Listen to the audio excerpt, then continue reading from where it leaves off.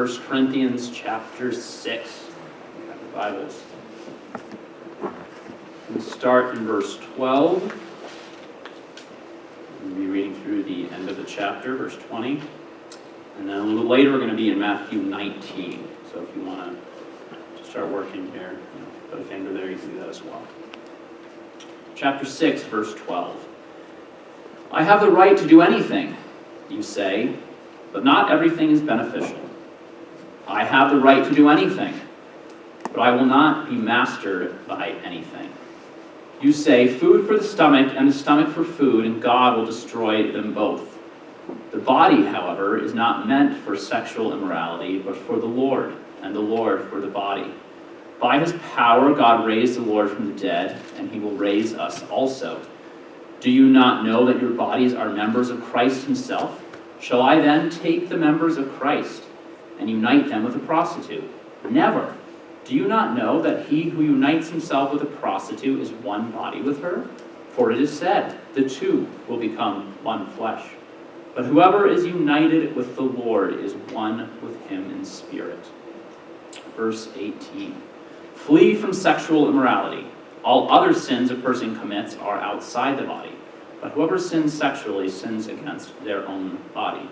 Do you not know that your bodies are temples of the Holy Spirit who is in you, whom you have received from God?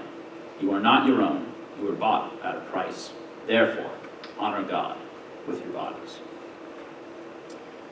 So we've been working through 1 Corinthians since, I think, early August now.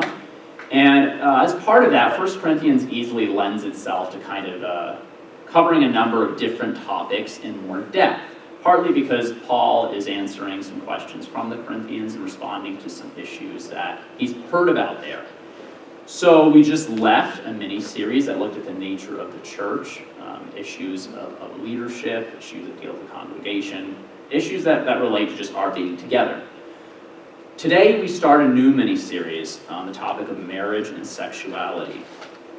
So we'll be looking primarily at 1 Corinthians chapters 6 and 7 throughout this series, but are going to use these chapters as a launching pad to talk about the issues more broadly. So after this week, we'll have 2 more sermons on the topics of sexuality. Then we'll be taking a break for the Christmas season, just to know where we're going. We're going to take about 4 or 5 weeks off during that period. And then we'll be returning to these topics starting up in January again. So today, my goal is to provide you with simply kind of a broad sketch of the topic and kind of a forecast of where we'll be going in the coming weeks. Now, at first, when I was preparing for this sermon, I thought that made my task easy. Great introduction. The trouble with introducing this topic is it's actually a really tough topic. And so my first go at preparing, I realized I had about 2 hours worth of material. Didn't think you would all want to sit here for that long, and so I had to scale back. But then when I scaled back, I said, ooh, there's a whole lot in here that's not very nuanced, that could be misheard. And I don't know how to get around that introducing a topic like this. It's a tough topic. But what I'd ask is that you'd bear with me, recognize this is just an introduction, and that almost everything that I talk about today, we're going to hit again, and probably with a lot more nuance, because you'll hear other people who are just better speakers than I am. So hang in there if something, is kind of makes you raise an eyebrow today. So you may be asking, if we're talking about sexuality today, then why did I start out with a sermon?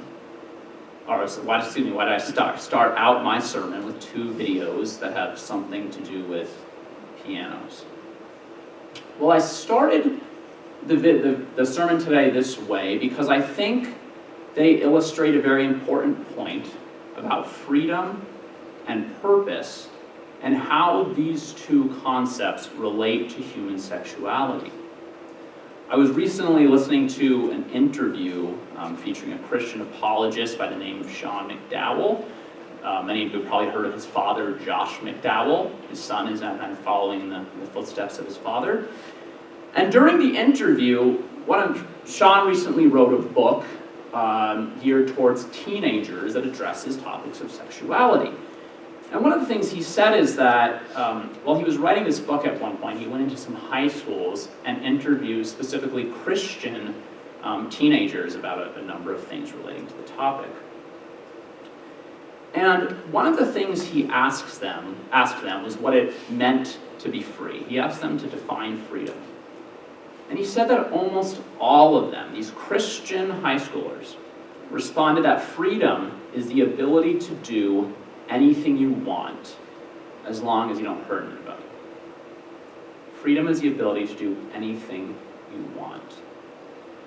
Sean went on to argue that if we start with the wrong perspective of freedom, we're going to have the wrong perspective, certainly on sexuality, but on ethics more broadly.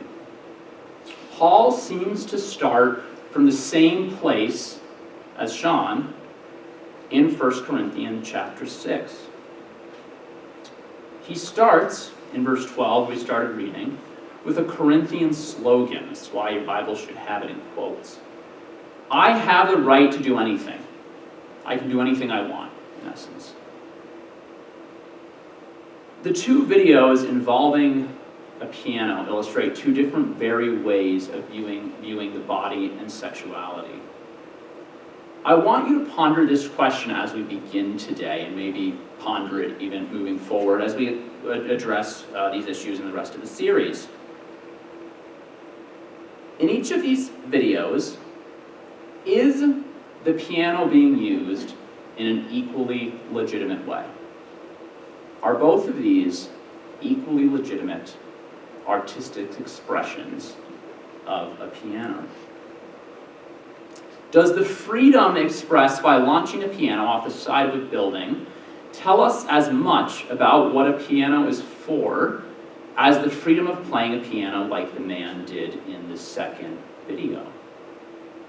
Now, if your view of freedom is that of the Christian high schoolers that Sean McDowell spoke to, you may be tempted to answer yes.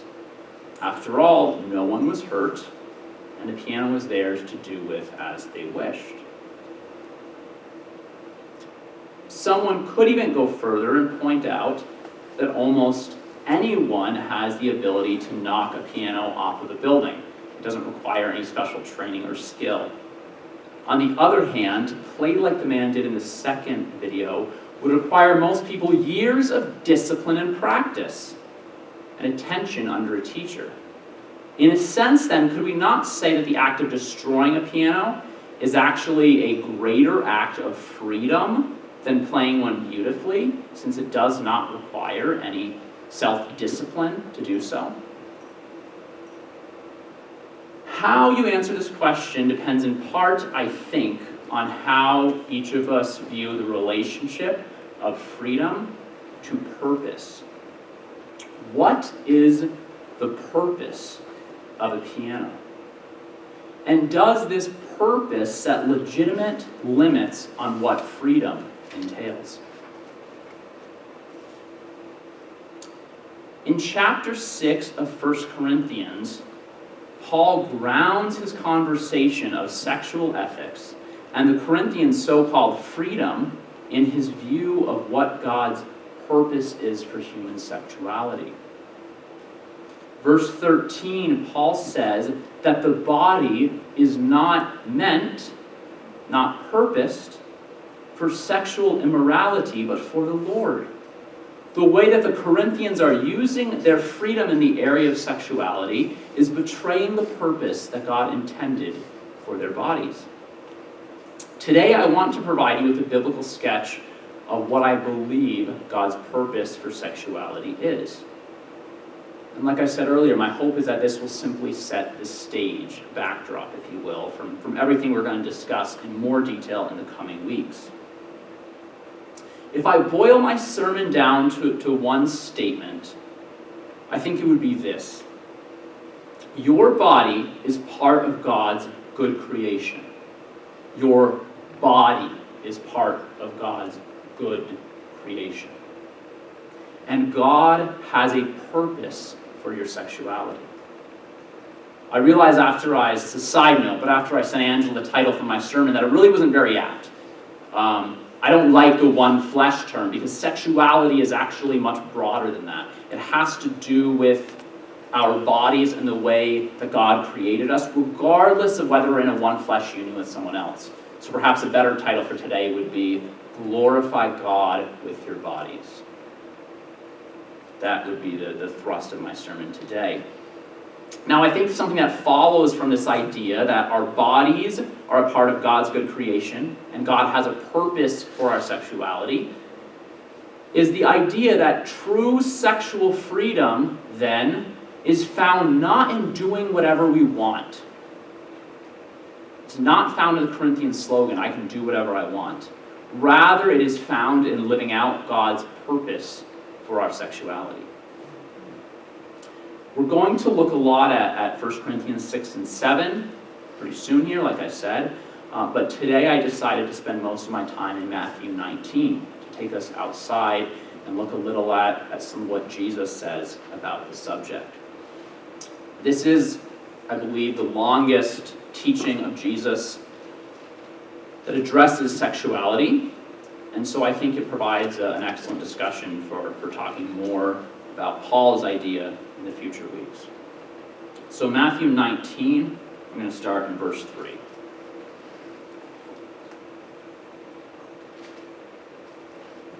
Some Pharisees came to him, Jesus. They asked, "Is it lawful for a man to divorce his wife for any and every reason?" "Haven't you read," he replied, "that at the beginning the Creator made them male and female, and said, 'For this reason a man will leave his father and mother and be united to his wife, and the two will become one flesh. So they are no longer two, but one flesh. Therefore what God has joined together, let no one separate.'" Verse 7. "Why then," they asked, "did Moses command that a man give his wife a certificate of divorce and send her away?" Jesus replied, "Moses permitted you to divorce your wives because your hearts were hard, but it was not this way from the beginning. I tell you that anyone who divorces his wife, except for sexual immorality, and marries another woman commits adultery."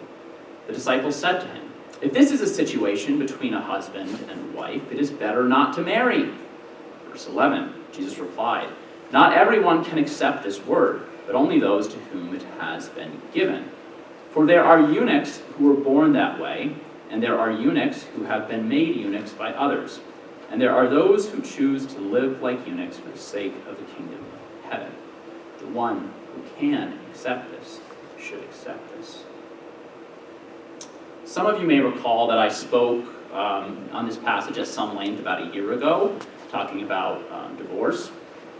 Today I want to take a much broader view and talk about what I think Jesus' sexuality is that lies beneath his teaching on divorce, that's foundational for it.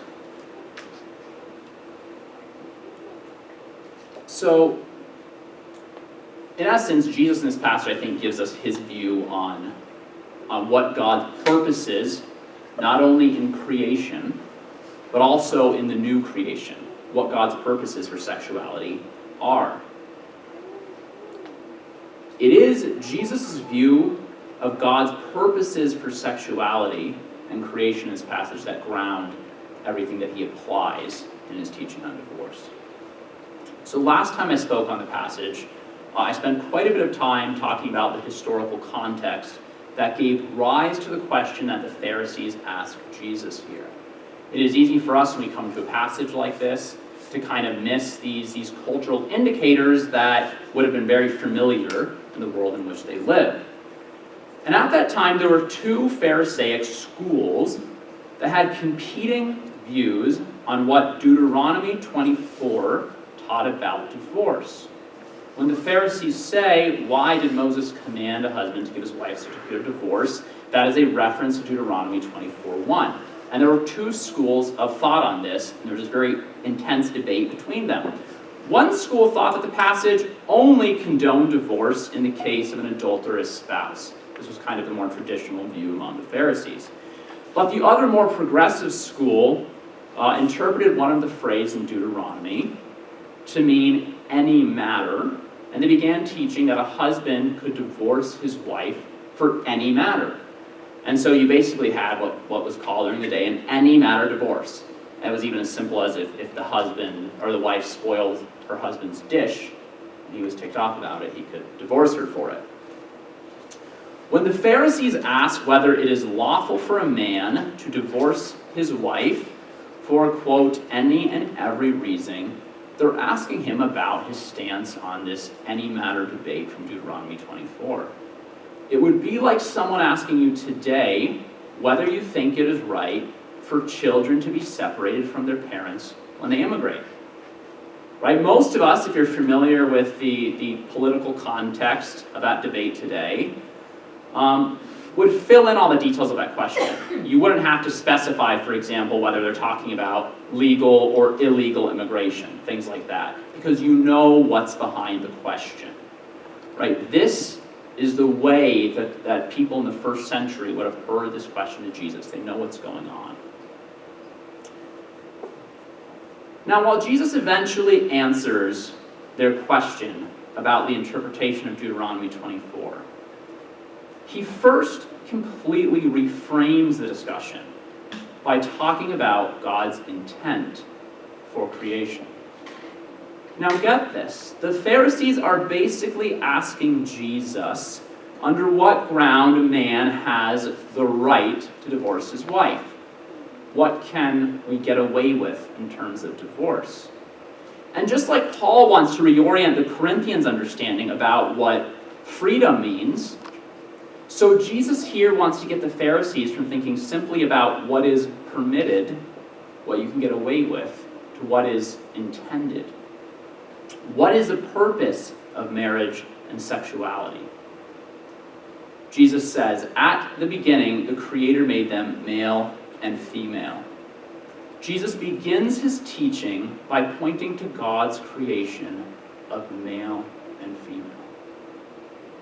That's the foundation for Jesus. It starts in Genesis with that act. If you read Genesis, you see that when God created the material world, Genesis 1, he affirmed repeatedly that it was good. It's a quote from Genesis 1. Material creation is not a bad thing. Our bodies are not a bad thing. We also read in Genesis 1 that God created male and female to bear his image. It is not man alone or woman alone that bears the image of God, but male and female together. Now in chapter 2 of Genesis, we find the first time that God calls anything not good.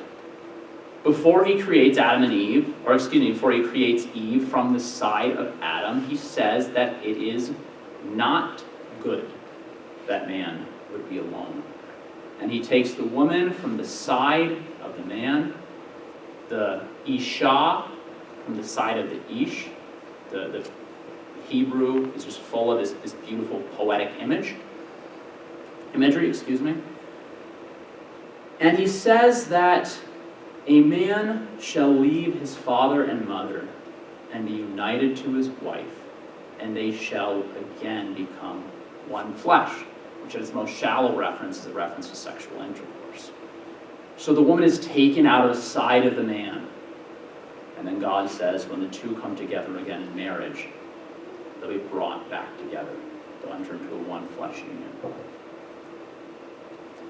Jesus picks up this language from Genesis and uses it to argue that God's creation intent for sexuality is in the context of a lifelong relationship between one man and one woman.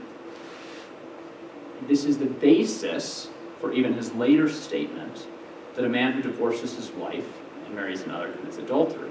Now, I think that language is hyperbole. It's exaggeration intended to kind of shock his readers, just like he says that a man who looks at a woman with lust in his heart has committed adultery.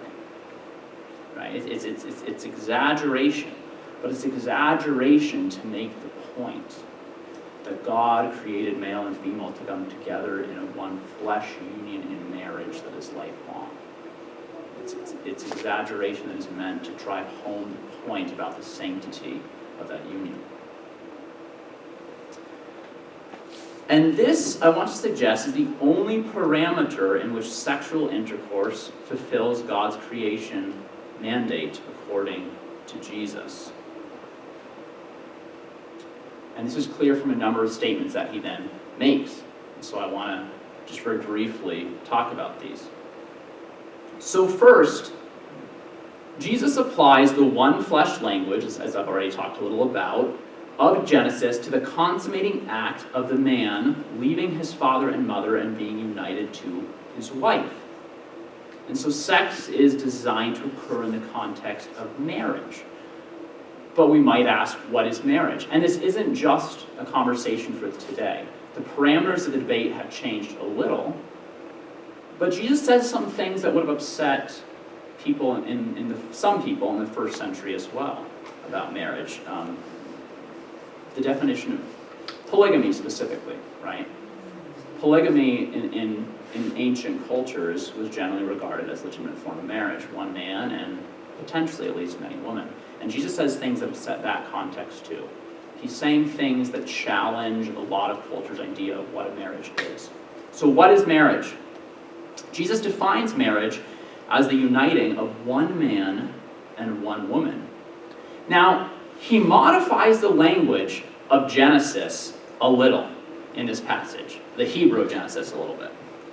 He says the two will become one flesh, not simply they will become one flesh. If you look in your Bibles in Genesis, it probably says they will become one flesh because this is based on the Hebrew translation. The language from the two is from a number of other ancient versions of the Hebrew Bible, including the Greek version of the Old Testament, which is called the Septuagint. And it was a modification that some Jews were beginning to, I should say a specification, they were specifying in their interpretation, that some Jews were beginning to make a little before and around the time of Jesus to argue against polygamy. There was this move in ancient Judaism towards a monogamous ideal. Even though this wasn't formalized, I believe it was the 11th century that Rabbinic Judaism officially condemned polygamy. So long after the time of Jesus. But there's kind of this gradual move towards seeing monogamy as God's ideal. And Jesus picks up this language of the two. And he grounds this language of the two in God's creation of male and female. Now this rules out, for Jesus, both polygamy and same-sex intercourse as legitimate forms of sexual intimacy. Now, same-sex intercourse would not have been the major issue of contention in Jesus' day. That's a hot-button issue today. It wouldn't have been then, because every Jew condemned same-sex intercourse in the first century. The contentious issue back then would have been polygamy. And so the terms of the debate had changed a little.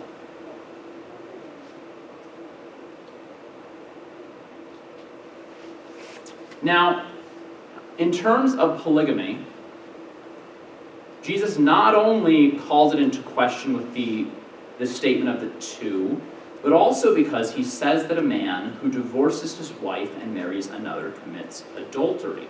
And like I said, I do think the language is a bit of hyperbole here, of exaggeration. But this statement also rules out polygamy. It clearly rules that out. This is because in a polygamous culture, a man cannot commit adultery if he takes another woman while he's married. Right? That's what polygamy is. In ancient cultures, adultery is a crime that a wife commits against her husband, or one man commits against another man by taking his wife. I can't commit adultery by marrying another if I'm allowed to have 2 or 3 or 4 wives anyways. Only the wife can do that. And Jesus here says that a man who divorces his wife and marries another commits adultery. Jesus is setting up based on the male-female duality that God purposed for humanity. The duality that he said, this is the way I will bear my image on earth, in male and female. Jesus says, by that standard of duality, of male and female representing the image of God, marriage is only defined as the union between one woman and one man.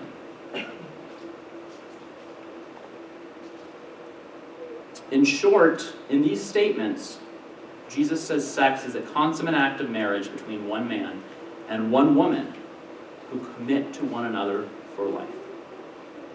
Now, when Jesus is pressed about divorce, I do think he makes a concession. And I believe I'll be speaking more on this issue in a few weeks' time. I believe he makes a concession. I think Jesus is a realist. He knows that there is brokenness. He knows that people experience, just horrible treatment. I mean, here's the thing is, divorce in the ancient world benefited the husband, generally. Because the wife relied, the way that the wife was protected in ancient society was through her husband. So when a husband could just cast off his wife, it was usually to the far greater detriment of the woman than the male. And we need to understand that what Jesus says and why he says the man commits adultery, he's putting the biggest blame here on the person who has all the power in society. So I'm going to talk about this more later. But I want to say that because, this is one of those conversations that can always have particular pain for people who have been through been through a horrible marriage, right? And then it can be particularly painful then to feel like Jesus is beating up on you. I don't think Jesus is beating up on you, and I'll say more about that later. I think he makes a concession for hardness of heart, as we see in the text. But like I said, we'll talk more about that in future weeks. The bigger point, however, is that we should seek to understand sexuality not by asking what is permitted, but what is intended. Right? What is the purpose for our sexuality? God, what is your intent for our sexuality? And this brings us back to the original question: is freedom about doing what we want to do or doing what we are purposed to do?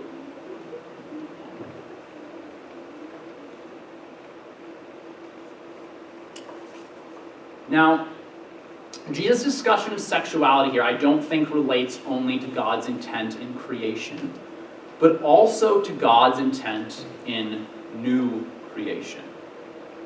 If I had more time, one of the things I would talk about is the trajectory in the Bible from creation and the creation of God's material world as good to new creation in Revelation, which is not us leaving our bodies and floating around in nothingness with God. Rather, it's God coming down to earth, the temple again occupying a place on earth where God dwells with us in a redeemed creation.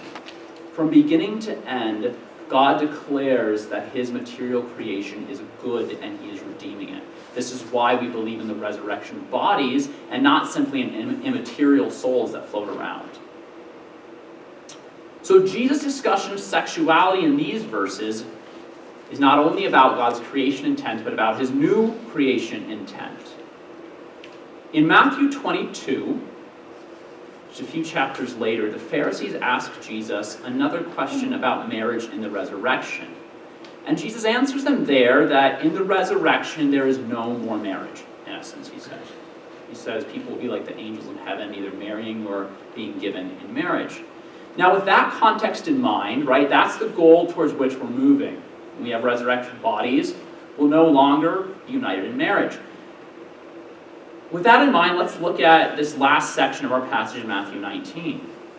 After Jesus responds to the Pharisees, his disciples are a bit upset by his teaching. And they comment that it might be better for someone not to get married at all. They think they're kind of giving it to Jesus here. Oh, marriage sucks that much, might as well just skip it. And that's basically what they're saying. But look at Jesus' response. He uses their, what is apparently kind of a biting, sarcastic response, and just flies forward with it and uses it to talk about, again, to reframe and talk about deeper spiritual truths. Verse 11, Jesus replied, "Not everyone can accept this word about better not to get married. but only those to whom it has been given. For there are eunuchs who are born that way. A eunuch was someone who didn't have their sexual appendage. And there are eunuchs who have been made eunuchs by others. And there are those who choose to live like eunuchs for the sake of the kingdom of heaven. The one who can accept this should accept it. Now, Jesus' answer in the first century is pretty uncommon. It's pretty unusual. You see, in general, Jewish males were expected to marry by the age of about 20. 20 was pushing it. Right? A lot of college students are in trouble. But Jesus is not married himself. The one we worship as Lord and God is not married when he takes on human flesh. This should reframe how we think about whether marriage is necessary for living a God-oriented and fulfilling life. Our Lord, when he takes on flesh, is not married. And he teaches that some choose to give up marriage for the sake of the kingdom of heaven. In other words, for some, the state of our sexuality in the new creation, in which there is no marriage, is brought into the present so that they choose to live celibate for the life of the kingdom. Jesus' theology, again, is not about what we might be able to get away with, what is permitted. It is grounded in God's creation and new creation. We look to creation and find that God's purpose for sexual intimacy was designed to unite a man and woman in the bond of marriage. We look to new creation and find that our sexuality is expressed exclusively in terms of devotion to God. And these are the purposes that God calls us to live out today, as those who are called by God to experience the first fruits of God's new creation. It is a creation and a new creation ethic that we are called to live out. These are the purposes of God for our bodies, for our sexuality. Now, if we go back very briefly to 1 Corinthians, and others are going to teach on this passage, which is why I decided not to spend much time here. I think Elijah is going to talk a little more about at least part of this passage in a couple weeks. Elijah, not Elijah, it can be confusing. So if we go back to 1 Corinthians, we find that Paul situates his sexual ethics in basically the same way Jesus does. He responds to the situation of those who are apparently visiting prostitutes by appealing to the language of one flesh from Genesis, and telling the Corinthian believers that they must not join a member of Christ with a prostitute. And again, he talks about that our purpose of our bodies are for the Lord. In chapter 7, he tells us that marriage is the context in which sexual intimacy is to be pursued, and calls marriage a gift along with celibacy. Creation and new creation. In this overlap of the ages, there is room for both of those things because those are God's purposes for sexuality. All of this in 1 Corinthians comes in response to the Corinthians' attitude that, quote, I have the right to do anything, end quote. Not much has changed today. Our modern views of sexuality often appeal to the language of rights. And although we don't often put it in such a crass manner, we're basically saying, I have the right to do whatever I want. At least anything that doesn't obviously hurt someone else. We have rejected the idea of purpose, partly because many no longer believe that there is a purpose, capital P, to our existence. We say, like the Corinthians, in the second big slogan of chapter 6, quote, food for the stomach and the stomach for food. But whereas they said, and God will destroy them both, we simply change the end to exclude any reference to God, both will be destroyed. And if the body's ultimate end is simply decay in the grave, why not have an ethic that I can do whatever I want? It's hard for me to find fault with anyone outside the church for holding this view. To some extent, it's consistent. It seems reasonable if you don't believe that God has created the world. Why would you believe that there is a purpose for your sexuality that goes beyond what you make it? But those of us in the church ought to know better. And that's my concern. In the church, I think we've allowed ideas of freedom, which long before they were applied to sexuality, I think the idea of freedom in American society is so prominent that we think it just relates to everything. Government, stay out of my life. Others, stay out of my life. I can do whatever I want, so long as it doesn't hurt anyone. And we've let this secular idea of freedom to influence our ethics and the way that we view sexuality. But our bodies were created with a purpose. God loves our bodies. That's why he made us embodied. He said it was very good. He created sex for a purpose. Sex in the context of God's purpose for marriage can be literally and figuratively life-giving. But outside of that purpose can be literally and figuratively destructive. Just like a certain amount of amusement can come from pushing a piano off of a building, having sex outside of the context of God's intent can bring a certain level of enjoyment, no doubt. But just as we saw with the homeless man who played the piano in that video, when you discover and use something for its intended purpose, I want to suggest that something much more beautiful and more amazing is the result. If you're looking for a freedom that is defined by doing whatever you want, then pushing the piano off the building is much easier, and it will bring you joy a lot faster. For most, playing a piano like that man did requires years of discipline and practice. And yet, it is through this discipline and practice that a freedom to create something that beautiful comes.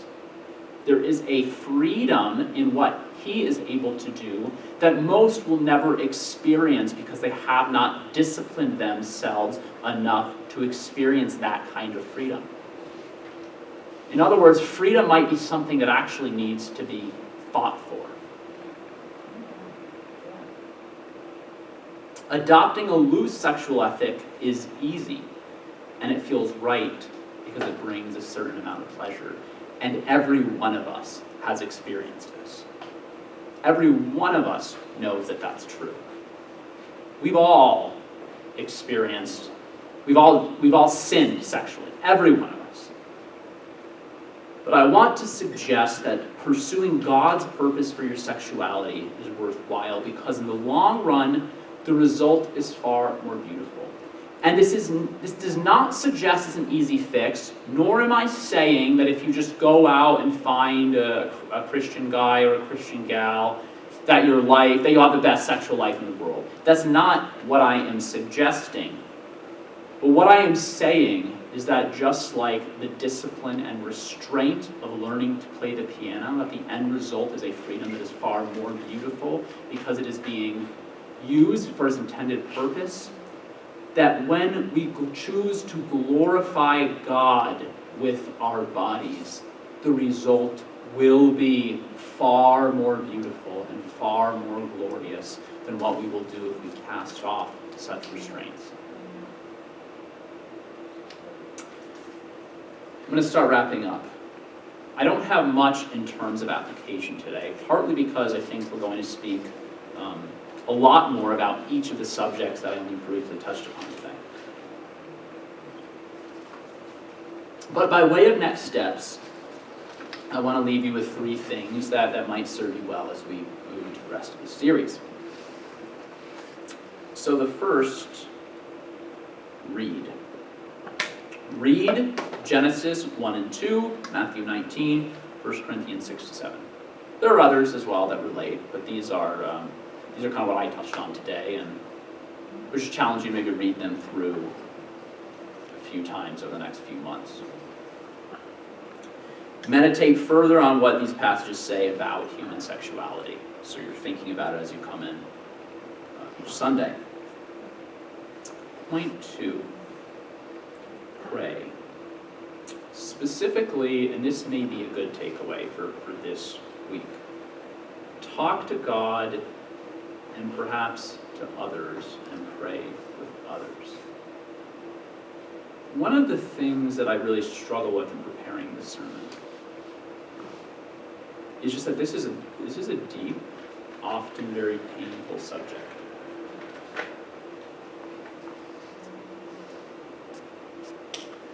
And it's hard not, I know that very easily this can be perceived as some white Christian guy with his nice nuclear family who lives in the suburbs, right? Getting up here and beating on other people who've had a lot different and perhaps more painful experiences. And I didn't know how, I don't know how I could speak in a way that I could possibly get rid of all that fear that I have. Because the reality is that all of us, to varying levels, right, we are experiencing sexual brokenness. Not just have experienced, but we are experiencing it. There's no marriage out there that's so together, that's so perfect, that they've arrived at what sexual wholeness looks like. Even in a marriage in which 2 people seek to honor God, it's still a work in progress. And some people have experienced such pain, such betrayal in this area, that it's hard to even think how sexuality can be something God created for good. I work in law enforcement. I've seen the ugly side of human sexuality. A lot of people don't want to become investigators in the job because a large percentage of the crimes you deal with is sex crimes against children. I know there are probably people sitting in this room who have experienced a level of betrayal, a level of hurt from such a young age, from those who should have protected you, that you think, how can God create this as good? And I can't provide the answers of healing for that in one short introduction on human sexuality. But I think God wants to begin the process of healing today.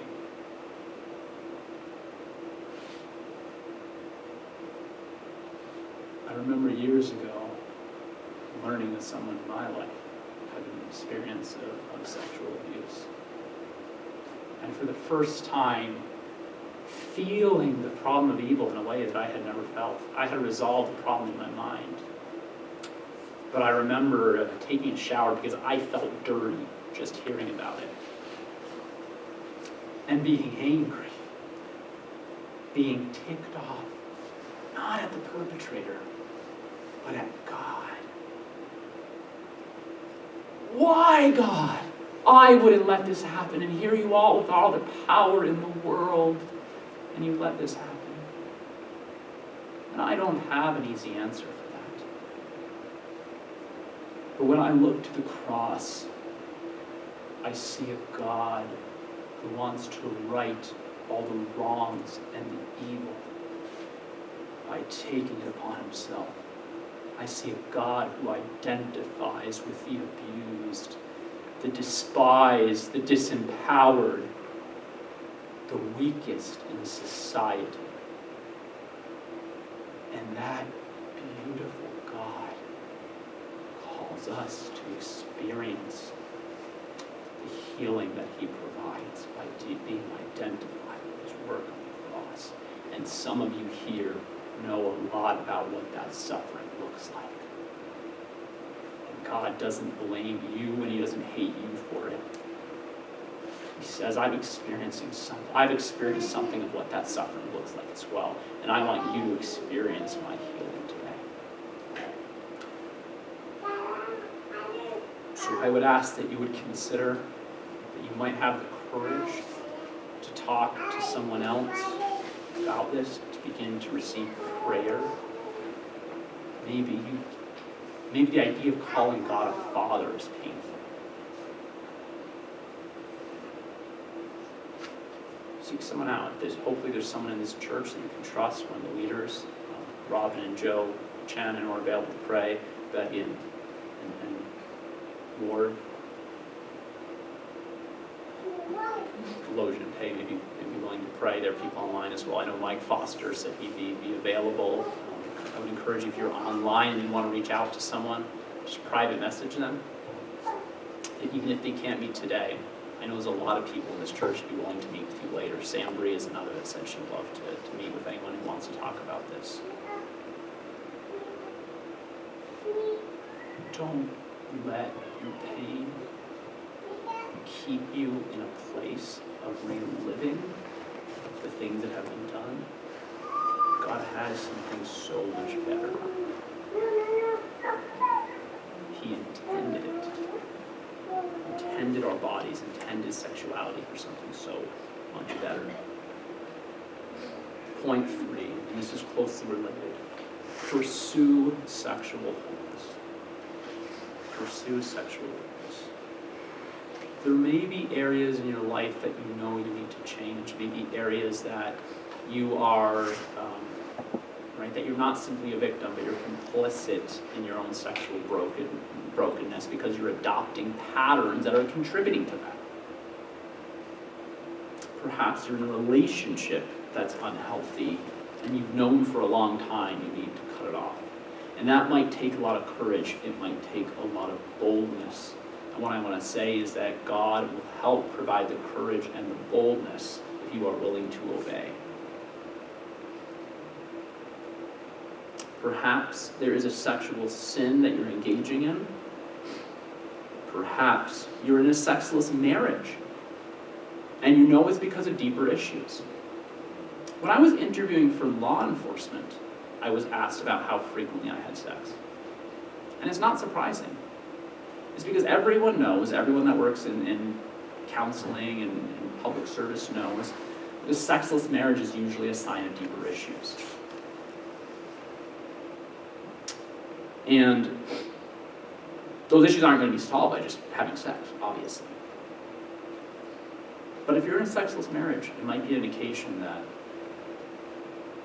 probably is an indication, if it's not because of some health issue, it's probably an indication that God wants more for your marriage, that he wants to work a much deeper healing so that the fruit of physical intimacy can again come.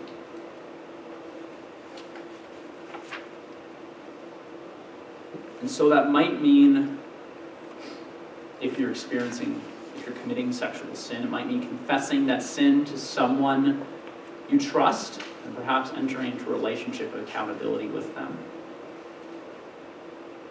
If you're having challenges in your marriage, it might mean seeking marital counseling and beginning to work towards healing. Worship team can start making their way out.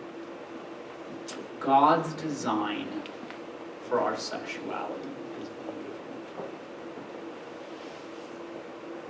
In the church, we need to reframe our sexuality around God's purposes.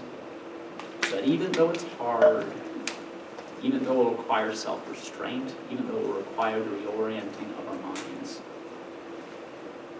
we will glorify God with our bodies and a beautiful masterpiece will be a result. Let's pray.